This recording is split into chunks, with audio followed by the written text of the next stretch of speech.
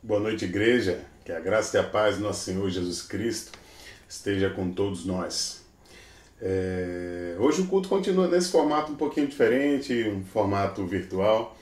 Vocês aí na sua casa, eu aqui na minha casa, mas creio que tem sido uma ferramenta de edificação da igreja nesse período de quarentena, onde a gente não pode estar juntinho do outro, como nos cultos normais, mas sei que tem sido uma ferramenta de edificação. O domingo passado foi do mesmo jeito, foi muito bom com a palavra do Senhor. Tem sido um tempo para a gente adorar, mesmo que à distância, juntinhos também. Então estamos aqui, vamos ter um momento de adoração, vamos ter um momento de louvor, vamos ter um momento de oração e também um momento de leitura da palavra. Então espero que seja proveitoso para mim, tenho certeza que vai ser proveitoso para você também. Então dedica esse tempo, alguns minutos, vamos dedicar esse tempo inteiramente para o Senhor. Amém? Senhor Jesus, queremos declarar que o Senhor é poderoso, que o Senhor é o Deus da provisão, nesses momentos de tribulação, nesses momentos de dúvida, nesses momentos de tensão complicados. Devemos depositar, como diz em 1 Pedro, capítulo 5, versículo 7, todas as nossas ansiedades diante de Ti, porque o Senhor tem cuidado de nós. Que o Senhor possa estar sendo, mais uma vez, o Deus da provisão, o Jeová Jireh, o Deus que está à frente, que cuida de nós. Em nome de Jesus. Amém.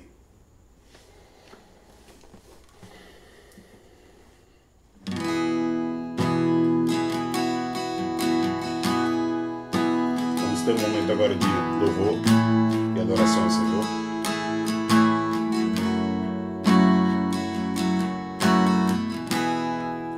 Não há nada igual, não há nada melhor a que se compara a esperança viva.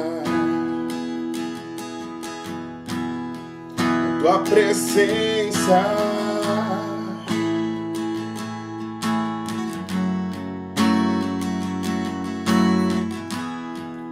eu provei e vi o mais doce amor que liberta o meu ser e a vergonha desfaz. A tua presença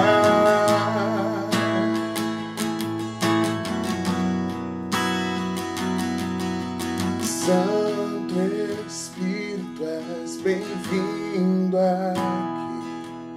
Vem inundar, encher este lugar.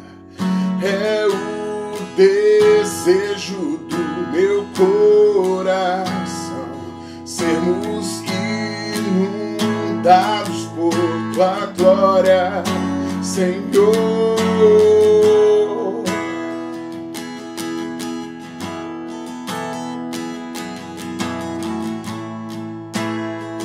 Vamos voltar do início do cântico. Não há nada igual. Não há nada igual, não há nada melhor a que se compara a esperança viva. A tua presença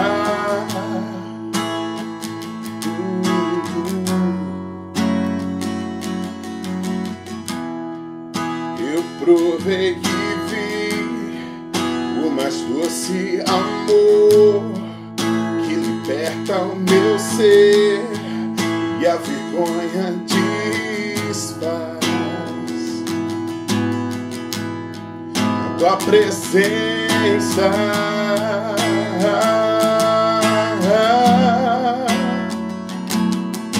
Santo Espírito, és bem-vindo aqui.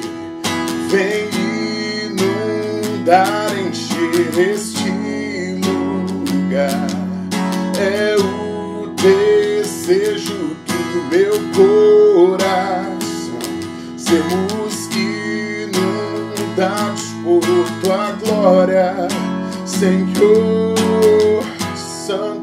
Espírito, és bem-vindo aqui.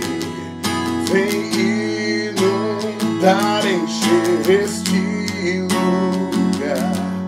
É o desejo do meu coração, sermos inundados por tua glória, Senhor.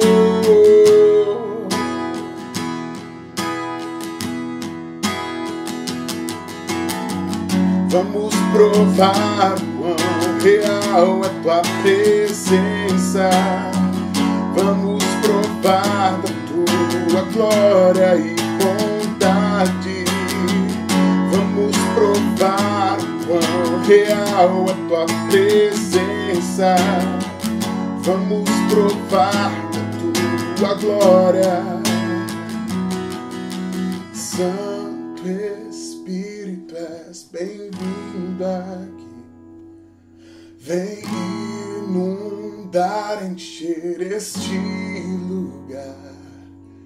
É o desejo do meu coração, sermos inundados por tua glória, Senhor.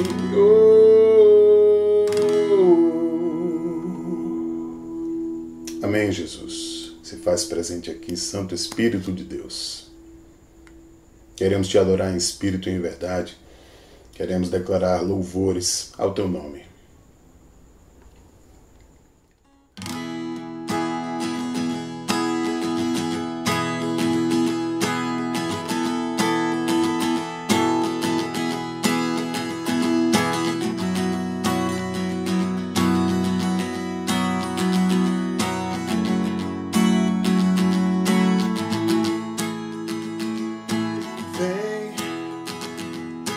Esta é a hora da adoração.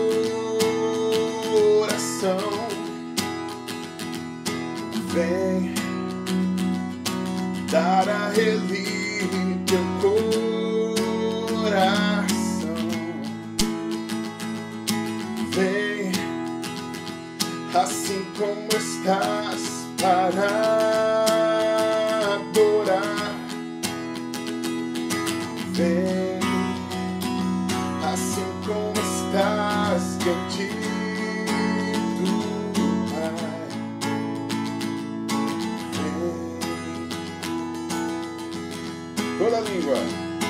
Toda língua confessará o Senhor, todo joelho se dobrará, mas aquele que há de escolher o tesouro maior terá. Toda língua confessará o Senhor, todo joelho se dobrará, mas aquele que há de escolher o tesouro maior terá. Vem, esta é a hora da adoração. Vem dar a ele teu coração. Vem assim como estás para adorar. Vem, vem, assim como estás diante do Pai. Vem. Toda língua confessará o Senhor, todo joelho se dobrará, mas aquele que há de escolher tesouro maior terá. Toda língua confessará o Senhor, todo joelho se dobrará, mas aquele que há de escolher tesouro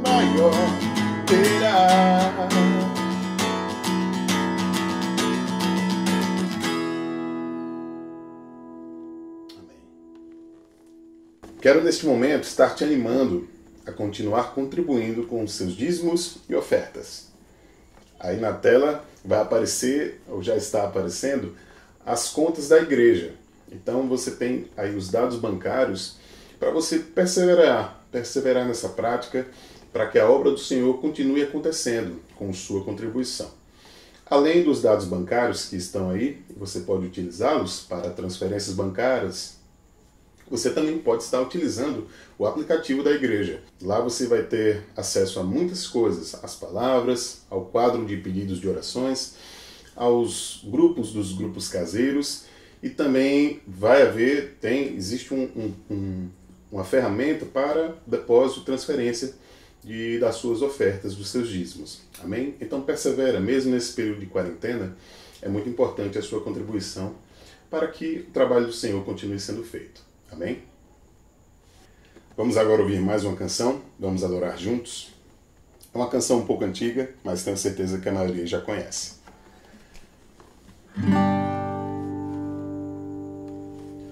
Jesus Cristo mudou o meu viver. Jesus Cristo mudou o meu viver. É a luz que ilumina meu ser. Sim, Jesus Cristo mudou meu viver. Diferente hoje é o meu coração. Diferente hoje é o meu coração. Cristo deu-me paz e perdão. Sim, diferente hoje é o meu coração.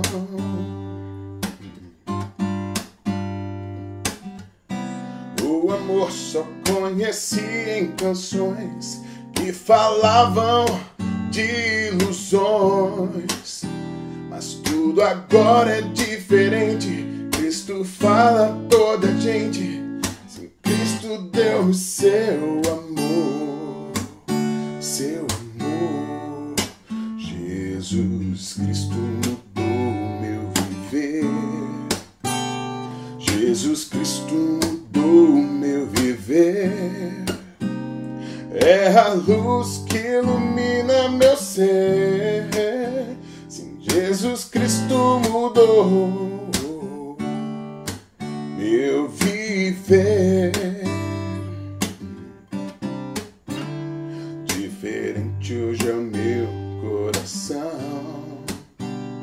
Diferente hoje é o meu coração. Cristo deu-me paz e perdão. Sim, diferente hoje é o meu coração.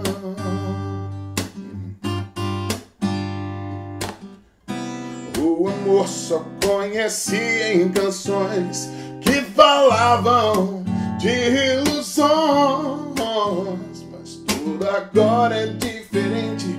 Cristo fala a toda a gente. Sim, Cristo deu-me seu amor, seu amor. Jesus Cristo mudou meu viver. Jesus Cristo mudou meu viver. É a luz que ilumina meu ser. Sim, Jesus Cristo mudou meu viver. Diferente hoje é o meu coração. Diferente hoje é meu coração. Cristo deu-me paz e perdão. Sim, diferente hoje é meu coração. Sim, diferente hoje é o meu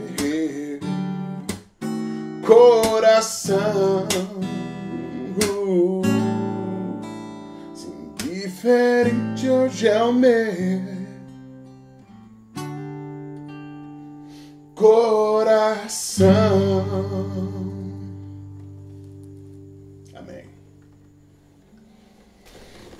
Senhor, queremos agora abençoar a palavra que será ministrada em nossos corações. Te peço que o Senhor fale por meio do teu servo, que o Senhor use a tua palavra como instrumento, que o Senhor fala por meio de Mateus, que ele possa trazer uma palavra abençoada para o teu povo, que ele possa instruir o teu povo usando a Bíblia Sagrada. Ó Jesus, toma esse tempo em tuas mãos, trabalhe em nossos corações para ouvirmos a tua palavra e colocá-la em prática, sempre. Amém.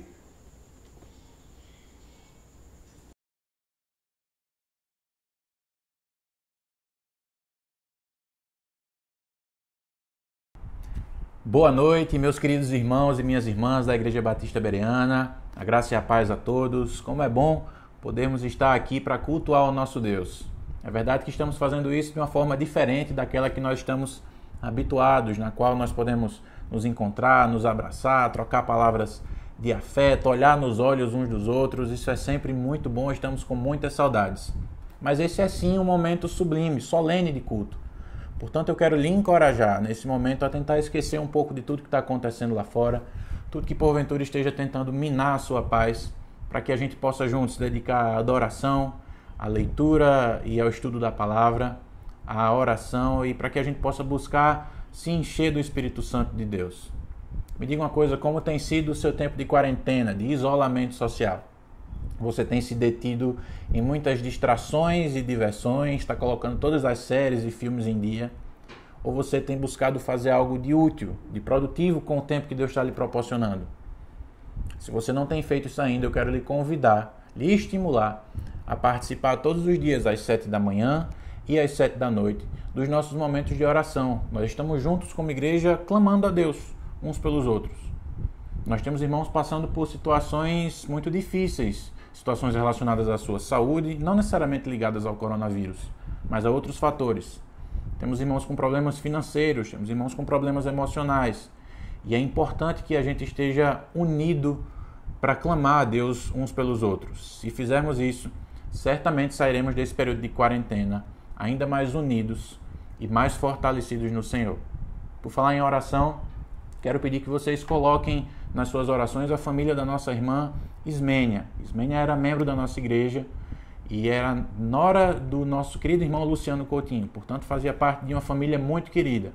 Acredito que seja do conhecimento de todos, ou pelo menos da maioria, que essa semana a Ismênia passou para o Senhor. Aprove a Deus recolhê-la nesses dias.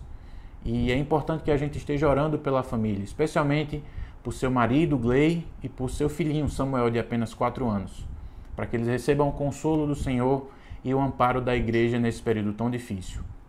O momento de luto é sempre muito difícil, muito complicado, de muita dor para quem passa por ele. E é importante que a gente esteja unido nesse propósito. Mas curioso, a Bíblia fala que é melhor estar na casa onde há luto do que na casa onde há festa. Isso está lá em Eclesiastes, capítulo 7. Ela não diz que é mais agradável estar na casa onde há luto do que na casa onde há festa. Mas, como Davi bem enfatizou na semana passada, o sofrimento, a dor, a tristeza tem potencial para nos ensinar algumas lições que os momentos alegres normalmente não conseguem nos transmitir. Como disse a frase de C.S. Lewis, que Davi mencionou também na semana passada, o sofrimento é o megafone de Deus para despertar os nossos corações. E o trecho que nós vamos estudar essa noite também se refere a um momento de luto. Havia uma família enlutada pela perda de um ente querido. Esse homem que morreu se chamava Lázaro. Você provavelmente conhece a história, é um dos milagres mais conhecidos de Jesus. Mas nessa noite eu quero que a gente converse um pouco não só sobre a ressurreição em si, mas sobre os diálogos que Jesus teve com as irmãs de Lázaro antes de acontecer esse grande milagre. Por isso já quero lhe convidar a deixar a sua Bíblia aberta no livro de João, no Evangelho de João, no capítulo 11. Lá nós vamos descobrir muitas coisas acerca de Jesus, de quem ele é e do que ele faz. Mas antes disso, meus irmãos, acho que vocês vão de concordar comigo que o mundo não vai nada bem. E eu não estou nem falando da pandemia do coronavírus. Se você fizer um exercício de memória e tentar pensar em como estava o mundo 3, 4 meses atrás, antes de a gente sequer ouvir falar em coronavírus ou em qualquer coisa do tipo, você há de chegar à mesma conclusão que eu. As coisas já não estavam nada bem. a maldade humana, as consequências do pecado humano, a fragilidade que todos nós temos, nos levam a uma constatação óbvia, que inclusive o próprio João, autor do evangelho que leremos, ele faz a mesma constatação na sua primeira carta, no capítulo 5, versículo 19. Ele diz que o mundo jaz no maligno, ou seja, o mundo está morrendo, está padecendo sob o poder e a influência do maligno. A pergunta que não quer calar então é a seguinte: quem pode dar um jeito nisso? Quem pode nos oferecer uma solução para um problema tão sério? A resposta, nós cremos como cristãos, é Jesus Cristo. E nós vamos nos voltar para Ele. Quem é essa pessoa?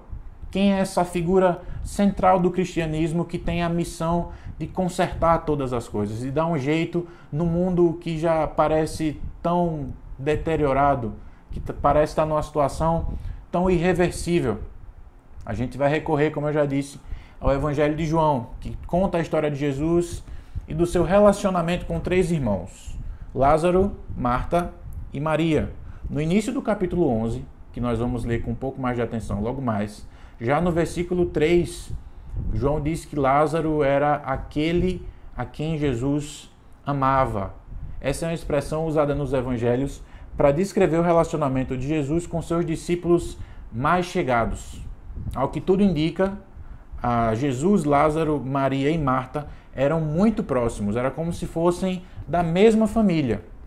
O relato de João conta que Lázaro ficou muito enfermo, que ele estava muito doente, e por conta disso, suas irmãs mandaram chamar Jesus, a fim de que ele pudesse curar o seu irmão. Mas quando Jesus chega, Lázaro já estava morto, ele não estava mais doente, ele já estava sepultado. E Marta e Maria não estavam mais na esperança de que Jesus pudesse curá-lo, elas estavam pranteando a sua morte.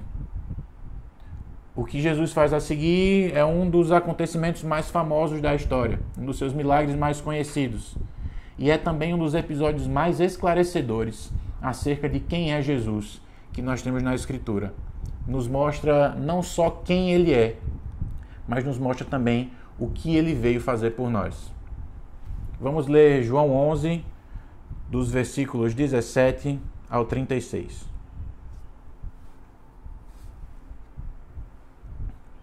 Ao chegar, Jesus verificou que Lázaro já estava no sepulcro havia 4 dias. Betânia distava cerca de 3 quilômetros de Jerusalém, e muitos judeus tinham ido visitar Marta e Maria para confortá-las pela perda do irmão. Quando Marta ouviu que Jesus estava chegando, foi encontrá-lo, mas Maria ficou em casa. Disse Marta a Jesus: Senhor, se estivesses aqui, meu irmão não teria morrido. Mas sei que mesmo agora Deus te dará tudo o que pedires. Disse-lhe Jesus: o seu irmão vai ressuscitar. E Marta respondeu: eu sei que ele vai ressuscitar na ressurreição do último dia. E disse-lhe Jesus: eu sou a ressurreição e a vida. Aquele que crê em mim, ainda que morra, viverá. E quem vive e crê em mim não morrerá eternamente. Você crê nisso? Ela lhe respondeu: sim, Senhor. Eu tenho crido que tu és o Cristo, o Filho de Deus que devia vir ao mundo.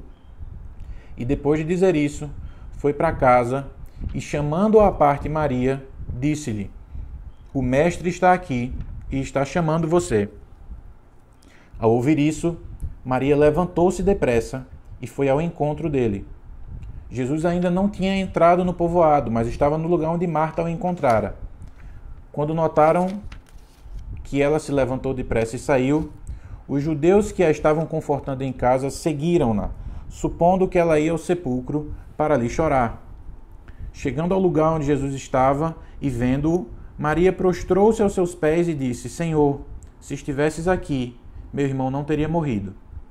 Ao ver chorando Maria e os judeus que a acompanhavam, Jesus agitou-se no espírito e perturbou-se. Onde o colocaram? Perguntou ele. Vem e vê, Senhor, responderam eles. Jesus chorou. Então os judeus disseram: vejam como ele o amava. Vejam como ele o amava.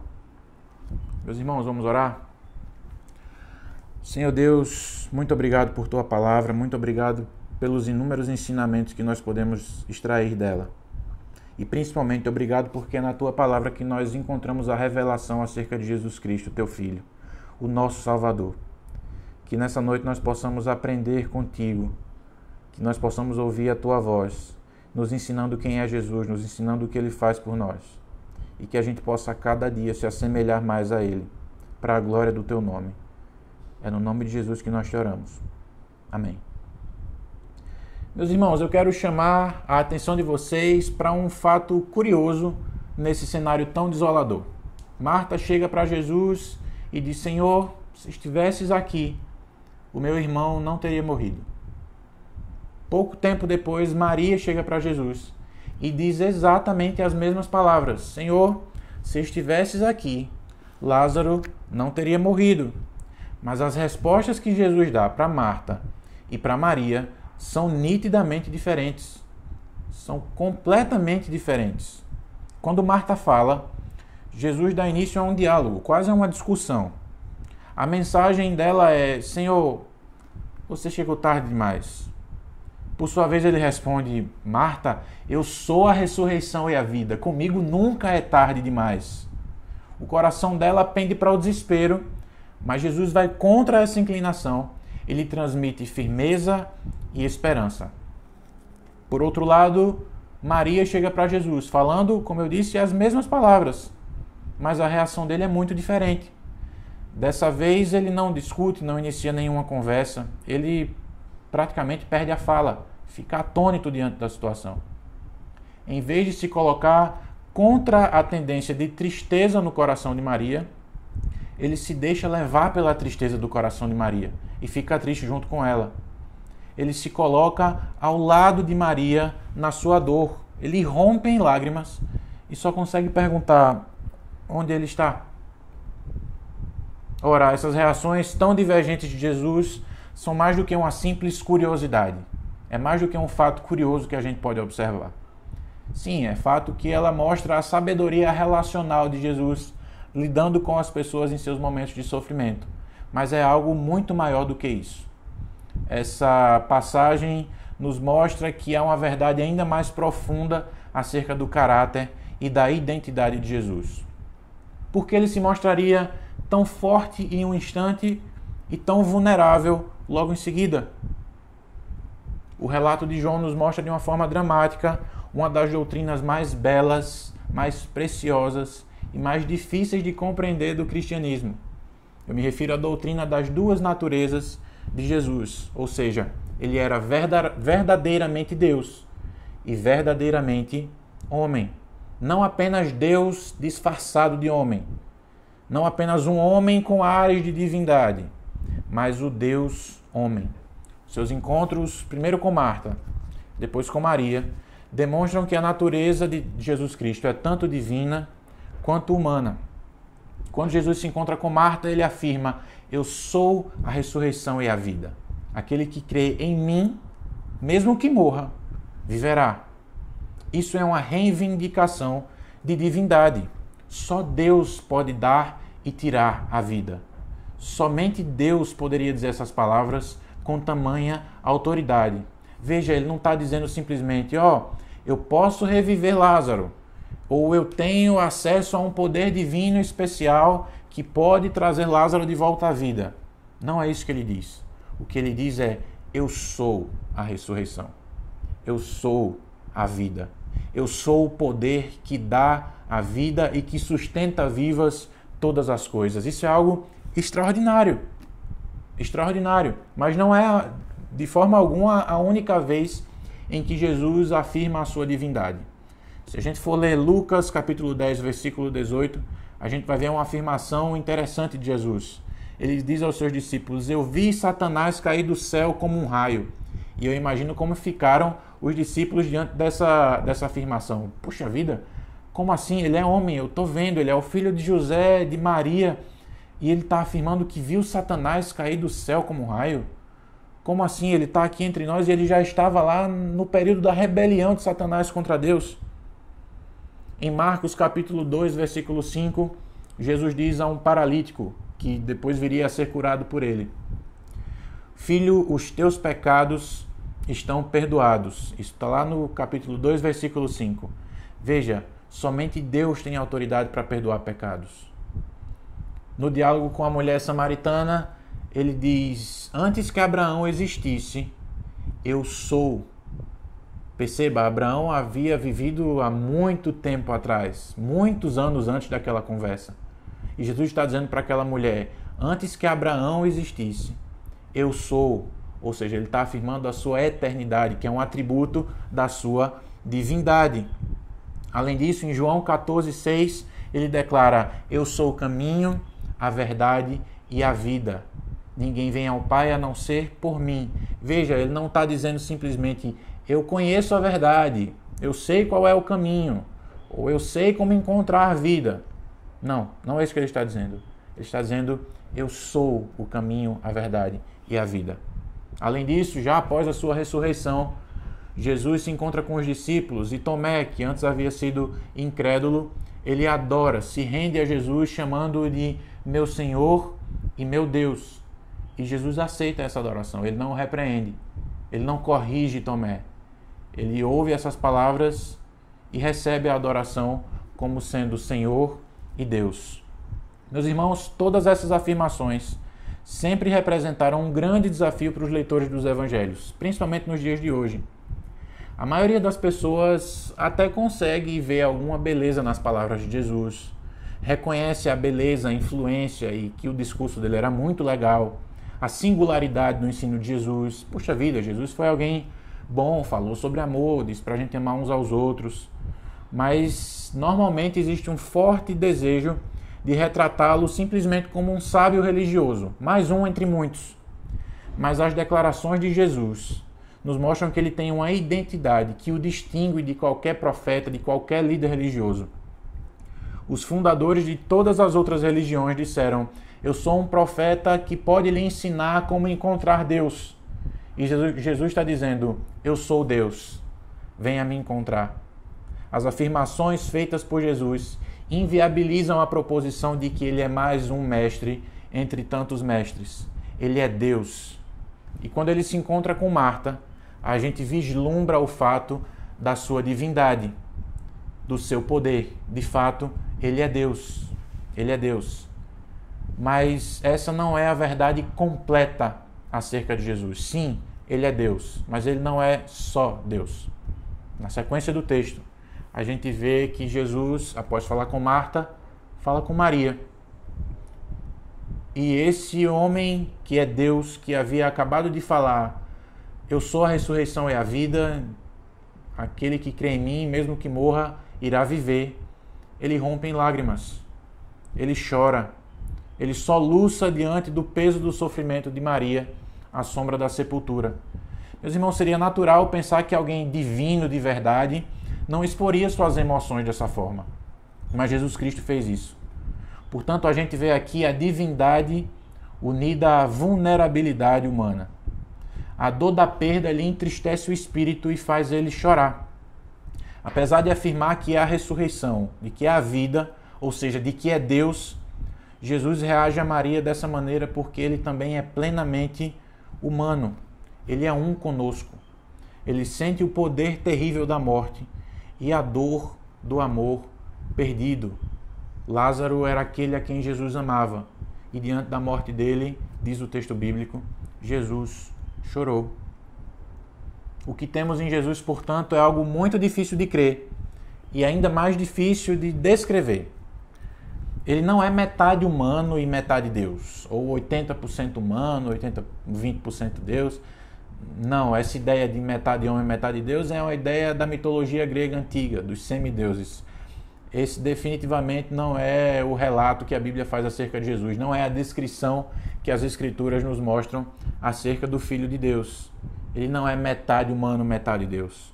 Não é apenas um ser humano com uma consciência divina ou um ser divino com a ilusão de um corpo físico. Ele é plena e completamente Deus e plena e completamente humano. Deixa eu lhe fazer uma pergunta. Você crê que Jesus foi e é o Deus homem? Como eu falei, essa não é uma ideia fácil de assimilar. Mas veja para a história. Olhe para a história. Veja os relatos das conversas de Jesus com Marta e com Maria. E você vai ver que isso não somente é a verdade acerca de Jesus, mas também nos mostra que esse Jesus, que é Deus e homem, é aquilo que nós mais precisamos. Jesus encontra Marta e oferece para ela o que a gente pode chamar de um ministério da verdade. É disso que ela mais necessita naquele momento. De certa forma, é como se ele a sacudisse pelos ombros com a verdade e dissesse: veja, olha o que eu estou dizendo, não se desespere, eu estou aqui, a ressurreição, a vida, é isso que eu sou. E em seguida ele se aproxima de Maria. E o que ele oferece para ela é o que a gente pode chamar do ministério das lágrimas. Era das lágrimas de Jesus que Maria mais estava precisando naquele momento. Devido à sua identidade humana, ele está em posição suficientemente baixa para se envolver com a dor que ela sente, com total sinceridade, com total integridade, e chorar junto com ela. Honestamente, meus irmãos, todos nós precisamos de um ministério da verdade e do ministério das lágrimas em momentos diferentes. Às vezes, a nossa maior necessidade é da verdade que estimula, que impulsiona, que tira da zona de conforto, que dá firmeza e esperança. A gente precisa ser sacudido por um amigo amoroso que diga: acorde, olha a sua volta. Mas outras vezes, tudo que a gente precisa é de alguém que chore junto a nós. Às vezes, impor a verdade a alguém em aflição é um erro absurdo. Da mesma forma, há ocasiões em que simplesmente orar e chorar com a pessoa e não lhe dizer a verdade integralmente também é errado. Nenhum de nós tem o temperamento, a paciência ou a percepção necessárias para dar às pessoas o que elas precisam o tempo todo. Em razão da nossa personalidade, muitas vezes nós temos a tendência de oferecer a verdade quando as pessoas precisam das nossas lágrimas, ou de oferecer as nossas lágrimas quando o que as pessoas precisam é da verdade. Mas Jesus é perfeito. Ele é perfeito. Ele nunca é forte quando deveria ser terno, mas também nunca é terno quando deveria ser forte. Ele nunca pega pesado quando deveria pegar leve, mas ele também nunca pega leve quando ele tem que pegar pesado. Ele é mais que um conselheiro maravilhoso. Ele é a própria verdade, e nesse caso, ele é a própria verdade em lágrimas. A divindade encarnada, se inclinando ao sofrimento dos seus amados. Esse paradoxo, meus irmãos, de Jesus ser tanto divino quanto humano, confere a ele uma beleza fascinante. Ele é leão, mas é cordeiro. Apesar das suas reivindicações elevadas, ele nunca é pretensioso. Você nunca vê Jesus tirar proveito da própria nobreza. Pelo contrário, quando a gente vê o relato de Filipenses 2, o apóstolo Paulo diz que ele abriu mão da sua glória, se fez semelhante a homem, se esvaziou e se colocou numa situação humilhante a ponto de ser levado à morte, morte de cruz, que era uma morte vexatória. Embora sendo absolutamente acessível aos mais frágeis e aos desolados, ele não teme nada diante dos reis desse mundo. Ele tem ternura sem ter fraqueza. Ele tem força sem ter aspereza. Ele tem humildade sem ter insegurança. Ele tem autoridade resoluta, sem sombra de interesse próprio. Ele tem santidade absoluta, plena, e convicções infinitas, mas sem distanciamento. Ele tem poder, sem insensibilidade. Ele é Deus convertido em ser humano. Ele tem tudo que nós precisamos em Deus e tudo que precisamos no homem. Ele é alto, poderoso, sublime, mas ele também se inclina. Ele permite que a gente se coloque aos seus pés, que encoste a cabeça sobre o seu ombro e deposite ali as nossas tristezas, as nossas angústias, o nosso pranto. Ele é Deus convertido em ser humano. E isso nos impõe uma questão. Por que, afinal de contas, ele fez isso? Qual a finalidade do verbo se fazer carne, como diz o mesmo autor do Evangelho no primeiro capítulo? Por que o poder absoluto de Deus precisa mergulhar na nossa fraqueza? O relato da ressurreição de Lázaro nos ensina a respeito disso. Vamos ler João 11, do 38 ao 44. É a última parte do relato das irmãs enlutadas. Jesus, outra vez, profundamente comovido, foi até o sepulcro. era uma gruta com uma pedra colocada à entrada. Tirem a pedra, disse ele. Disse Marta, irmã do morto: Senhor, ele já cheira mal, pois já faz 4 dias. E disse-lhe Jesus: Não lhe falei que se você cresce, veria a glória de Deus? Então tiraram a pedra. Jesus olhou para cima e disse: Pai, eu te agradeço porque me ouviste. Eu sabia que sempre me ouves, mas disse isso por causa do povo que está aqui, para que creia que tu me enviaste. Depois de dizer isso, Jesus bradou em alta voz: Lázaro, venha para fora. O morto saiu com as mãos e os pés envolvidos em faixas de linho e o rosto envolto num pano. Disse-lhe Jesus: Tirem as faixas dele e deixem-no ir. No versículo 38, nós lemos que Jesus, outra vez profundamente comovido, foi até o sepulcro. Mas, meus irmãos, essa tradução não expressa a verdade do sentimento de Jesus nessa hora. O versículo contém um termo grego que significa urrar de raiva. A verdade é que, diante da cena do sepulcro, Jesus ficou furioso. Ele urra de raiva, ele vocifera. Mas, afinal de contas, com o que ou com quem ele está tão bravo? O texto não nos dá nenhum indício de que seja com Marta, com Maria, ou de que seja com algum dos judeus que estavam lá por perto. Então, por que ele esbraveja? Por que ele tem essa reação de raiva? Com que ele está tão bravo? E a resposta, meus irmãos, é simples. Jesus se enche de fúria contra a morte. Ele não olha para a situação e diz: olha, veja, a gente precisa se acostumar porque no final das contas a morte é o fim de todo mundo, enfim, essas coisas acontecem mesmo, a gente precisa se conformar. Não, não é isso que ele faz. Jesus olha firme para o nosso maior pesadelo, que é o fim da vida, e ele se exaspera. Ele tem raiva. O que isso significa? Por que ele ficou assim? Se a gente for ler lá na frente no capítulo 11, os líderes religiosos veem que Jesus fez essa demonstração de poder e consideram que por causa disso ele passou a ser muito perigoso. Eles constatam que esse milagre tornou Jesus uma ameaça maior do que eles jamais imaginaram que ele poderia vir a ser. De modo que depois que ele ressuscitou Lázaro, os líderes se reuniram e lá no versículo 53 a gente vê eles tramando, dizendo: assim, desde aquele dia, decidiram matá-lo. Decidiram matá-lo quando viram Jesus ressuscitar Lázaro. Jesus sabia de tudo isso, é claro. Ele sabia que, ressuscitando Lázaro dos mortos, o sistema religioso iria tentar matá-lo. Portanto, ele tinha consciência de que a única maneira de tirar Lázaro da sepultura era colocar a si mesmo na sepultura. A única maneira que ele teria de cancelar o funeral de Lázaro seria conclamar o próprio funeral. Ele sabia que o único modo de salvar Lázaro da morte seria morrendo.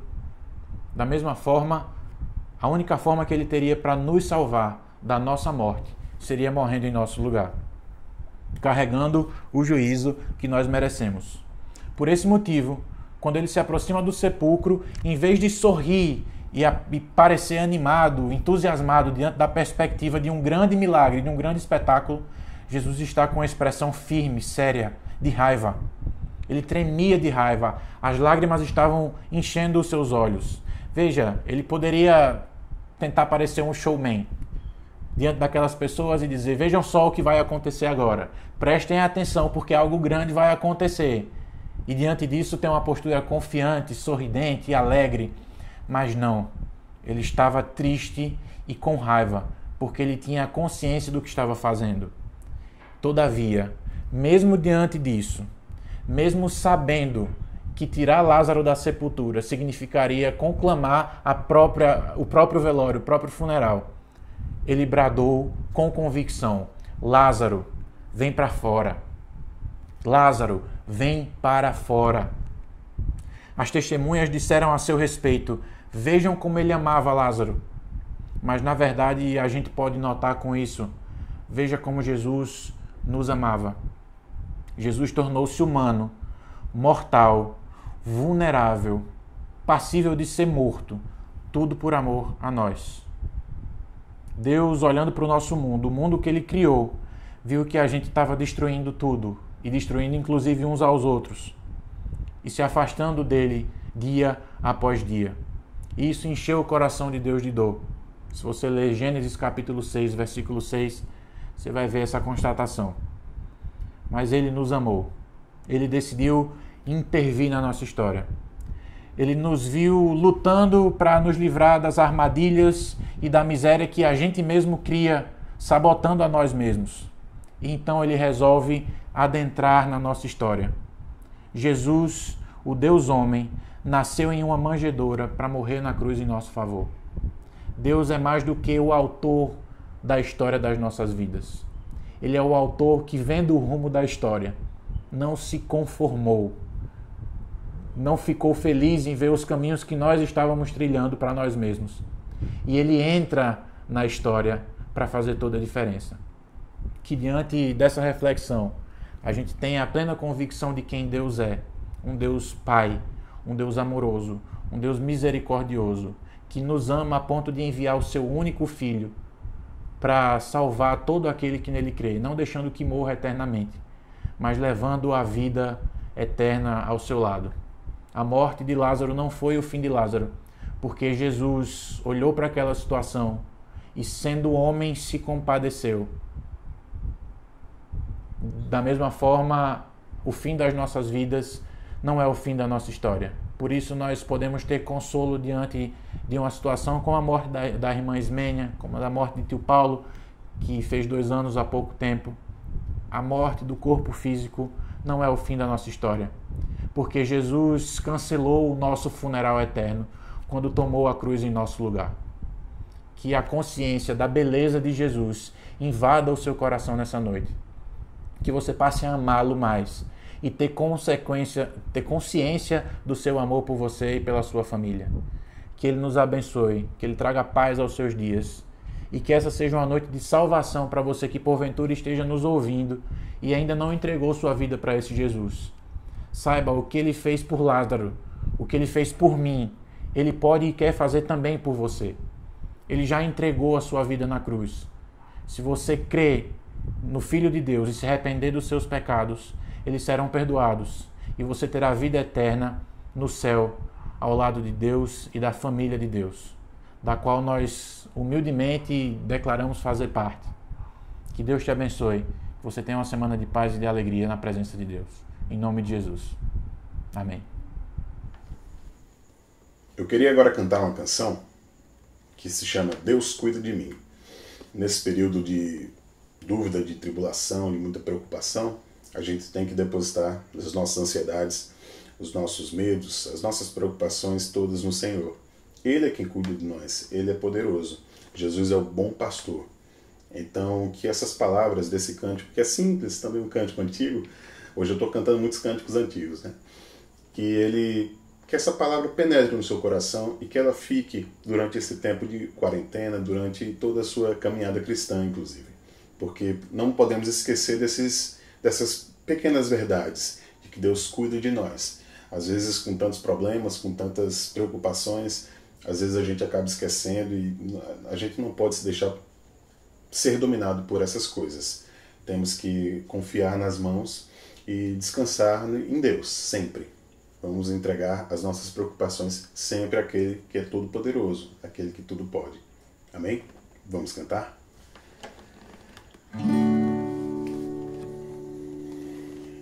Eu preciso aprender um pouco aqui, eu preciso aprender um pouco ali, eu preciso aprender mais de Deus, porque Ele é quem cuida de mim. Se uma porta se fecha aqui, outras portas se abrem ali. Eu preciso aprender mais de Deus, porque Ele é quem cuida de mim. Deus cuida de mim. Deus cuida de mim. Na sombra das tuas asas, Deus cuida de mim. Eu amo a sua casa e não ando sozinho, não estou sozinho, pois sei, Deus cuida de mim,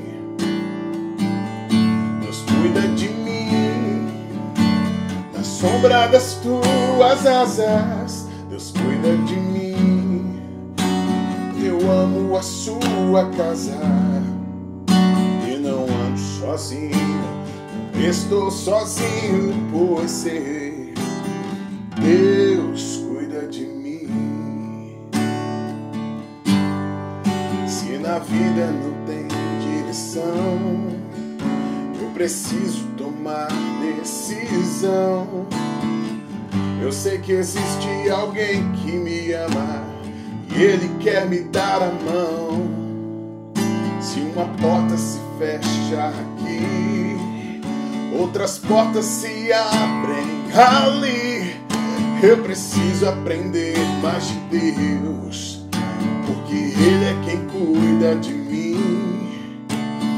Deus cuida de mim, Deus cuida de mim, na sombra das tuas asas, Deus cuida de mim, eu amo a sua casa, e não ando sozinho, não estou sozinho, pois sei, eu sei, Deus cuida de mim, Deus cuida de mim, na sombra das tuas asas, Deus cuida de mim, eu amo a sua casa, e não ando sozinho, não estou sozinho, pois sei, Deus